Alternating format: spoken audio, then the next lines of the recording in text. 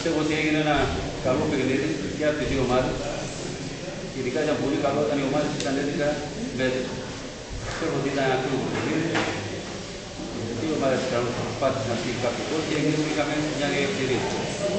Το παιχνίδι σίγουρα χάλασε με τις αποβολές των δύο παιχτών της Κρανούλας, όπου σίγουρα η ομάδα της Κρανούλας δεν είχε τίποτα να χάσει, αλλά εμείς είμαστε κάκιστοι και κάτω από το ρυθμό μας. Γιατί πιστέψαμε ότι ήδη είχαμε κερδίσει, γιατί εξηγήσαμε λίγο με τις αποβολές να δώσουμε τον γκολ. Ήταν μεγάλο λάθος για μας και πιστεύω ότι ήταν μεγάλη ευκαιρία για εκτός έδρας του παιχνίδι να πάρουμε τους 3 πόντους.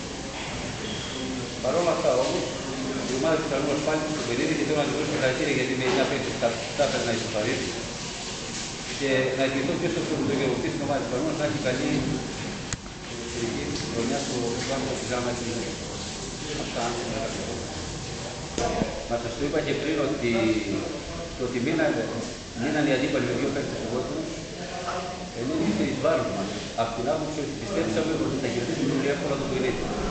Αυτή η νοοτροπία πιστεύω όλων των Ελλήνων παιχτών, που στα δύσκολα τα βγάζουν πέρα και όταν θεωρούμε ότι κάτι έρχεται εύκολα δεν τα καταφέρνουμε. Και πιστεύω αυτό πάθαμε κι εμείς. Σίγουρα, όπως είπατε πριν το παιχνίδι, αν λέγαμε ότι παίρνουμε ένα τελικό αποτέλεσμα, ήταν άλλωστε και ο σκοπός μας, θα είμαστε ευχαριστημένοι. Αλλά σύμφωνα με την εξέλιξη του παιχνιδιού, σίγουρα δεν είμαστε ευχαριστημένοι.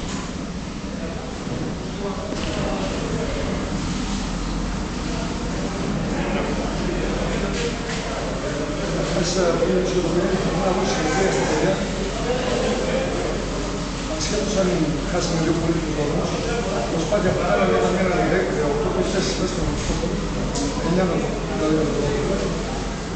Καταφέρανε ενώ κάναμε ένα 0 να συμφωνήσω και μάλιστα πήραν και 2 ευκαιρίες ακόμη και να προηγηθεί. Θεωρώ όμως στο συγκεκριμένο παιχνίδι δεν ήμασταν ψυχολογικά αφού χάσαμε την ηρεμία που είχαμε στα προηγούμενα παιχνίδια. Και τα 2 παιχνίδια του Πέλου και στο πρώτο παιχνίδι του Βασμού.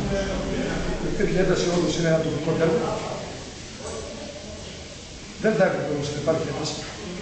Το να θέλω να κερδίσω δεν πάει να πει ότι φορτίζουμε ψυχολογικά γιατί είναι εφηβεία. Το ίδιο συμβαίνει και από την πρώτη της Ολυμπιάδας. Υπήρχε ένα αποτέλεσμα πέρυσι που μας βάζει στην Ολυμπιάδα και ίσως αυτό μας φόρτωσε ψυχολογικά γιατί είναι εφηβεία. Ενώ αντίθετα όταν μείναμε με 8 με 9 παίκτες ήμασταν πιο ήρεμοι. Είναι ένα παιχνίδι όσον αφορά για τις αποβολές δεν θα μιλήσω. Θεωρώ πρώτα πολύ ήταν λάθος όλο σκηνικό ήταν δικό μας λάθος. Όταν υπάρχουν τέτοια παιχνίδια, τέτοια ένταση θα πρέπει να είμαστε νυφάλια. Και πέρα εμείς συνεχίζουμε. Ο στόχος ο δικός μας είναι, γιατί το πρωτάθλημα είναι δύσκολο, το είχα πει από την αρχή όταν η ομάδα έδειξε πάρα πολύ καλά στοιχεία. Ότι είναι άλλο το πρωτάθλημα, άλλο το κύπελλο, άλλο τα αθλητικά παιχνίδια. Το μεγαλύτερο λάθος ήταν ότι πήγαμε στο ρυθμό, στο παιχνίδι, μπορώ να πω, της Ολυμπιάδας. Δεν είχαμε την κυκλοφορία που είχαμε σε άλλα παιχνίδια. Και πέρα εμείς συνεχίζουμε δουλειά, μας λείπουν 2 παίκτες από τις αποβολές, έχουμε 2 δύσκολα παιχνίδια, Ζάκη και Νίκη Βόλου. Το καλό με εμάς είναι ότι όποιος και να λείπει, όποιος και να μπαίνει, έχουμε αυτή την εικόνα που έχει βγει καλή εικόνα.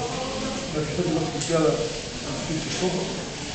Την πέρα εμείς συνεχίζουμε τη δουλειά και θα πούμε να δούμε.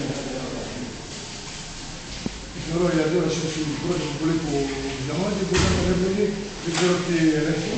Από εκεί και πέρα η αντίδραση είναι τα παιδιά, γιατί όταν επιμέρα ο σωστός ο οποίος έχει αποβληθεί, δεν ξέρουμε τι μπορεί να γράψει, τι να εκποθεί και τι να γράψει ο δικός του λόγος. Εκεί μπορεί να πάω μια βοηθική ιδέα, μπορεί να πάω 8.